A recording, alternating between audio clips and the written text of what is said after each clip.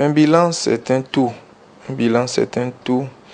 Lorsqu'il s'agit davantage d'un bilan d'une action gouvernementale, on ne peut véritablement pas l'apprécier au bout d'une année, étant donné que la plupart des actions d'envergure nationale peuvent être déclenchées en année N et n'aboutir qu'en année N plus 2, N plus 3, N plus 4. Donc c'est difficile de parler d'évaluation. Néanmoins, il faut avoir le courage de le dire.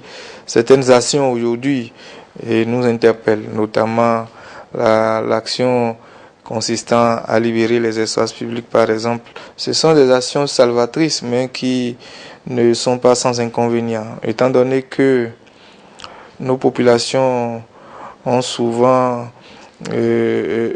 exercé dans cette entre-griffes, dans cette illégalité entre-griffes, mais qui malgré tout, leur procure des ressources nécessaires pour la survie, et que du jour au lendemain, on leur demande de déguerpir sans qu'au préalable, il y ait eu des mesures d'accompagnement ou des questions de relogement bien traitées. Cela a créé vraiment, il y a eu un ébranlement du tissu social. Il faut avoir le courage de le dire.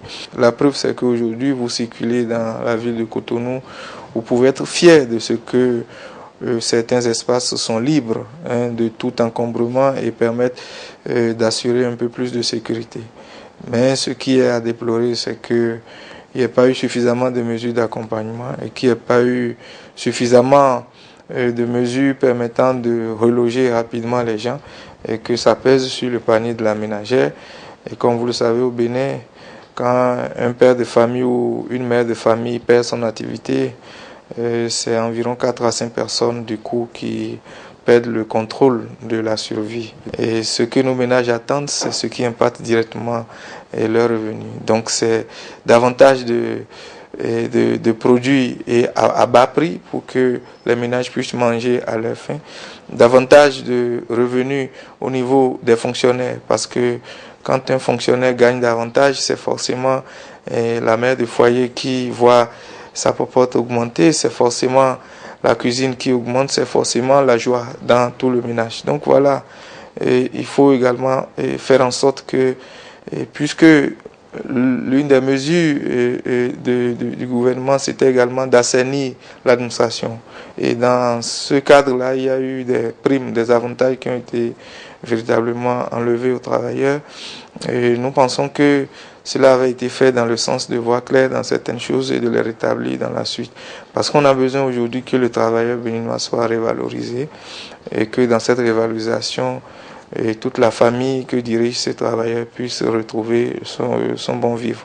C'est aussi ça également ce qui est attendu aujourd'hui, sans pour autant tomber dans le négativisme total qui pense que tout est mauvais. Non, tout n'est pas mauvais. Il est clair que tout ce qui se fait malheureusement ou heureusement n'impacte pas encore directement le panier de la ménagère, et il est à souhaiter que les actions qui impactent directement l'action de la ménagère et qui sont contenues dans le PAG2 soient rapidement mises en œuvre, et pour qu'on ressente ça dans le tissu social, afin qu'il puisse avoir la sérénité nécessaire pour accompagner l'action gouvernementale. Et moi, élu local que je suis, je puis vous dire que je me reconnais un peu dans ce programme d'action, sinon je me reconnais vraiment à travers ce programme d'action. Mais le plus important pour un élu, c'est pas se reconnaître dans un programme d'action, c'est se reconnaître dans sa mise en œuvre. Et vous savez, je suis élu d'une commune, Abomey-Calavi, qui est aujourd'hui la première grande commune du Bénin en matière de population, vous le savez, commune dortoir. Et pour moi, nos populations ont besoin d'avoir les retombées directes de ce programme d'action. Et c'est pour ça que je ne peux pas m'empêcher de saluer le démarrage de certaines infrastructures au niveau de notre commune d'Abomey-Calavi. Et nous pensons que si on maintient le cap et que ces infrastructures se réalisent, ça va impacter directement les ménages, parce qu'en réalité, le coût du transport va baisser. Le monsieur qui prenait 30 minutes pour rallier Révier et Cotonou, ou bien Rouedo et qu'au Calavi-Cotonou va prendre 20 minutes et donc va économiser de l'essence. Et même en termes de taxi à prendre, va économiser en termes de coûts de transport. Même chose pour la voie Missy-Saint-Osinvier qui est également mise en chantier par le gouvernement.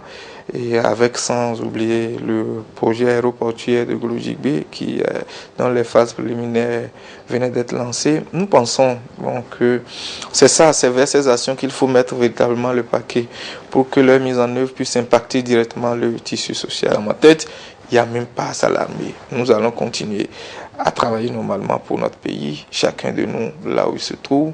Chacun doit accepter, si ça va mal quelque part, accepter, écouter l'autre et avancer. Ce n'est que comme ça. Le Bénin est fondé sur le consensus. Et dans ma tête, on ne pourra pas faire autrement. Nous allons nous entendre toujours sur le minimum. Parce que personne n'a intérêt à ce que le mandat du président de la République échoue. Si le mandat du président Talon échoue, nous aurons collectivement reculé. Et ça, je ne suis pas sûr qu'il y ait un seul Béninois qui va passer devant le tribunal qui va juger ceux qui ont été complices de l'échec de ce mandat. Donc pour moi, tout va bien se passer. Et je vous remercie.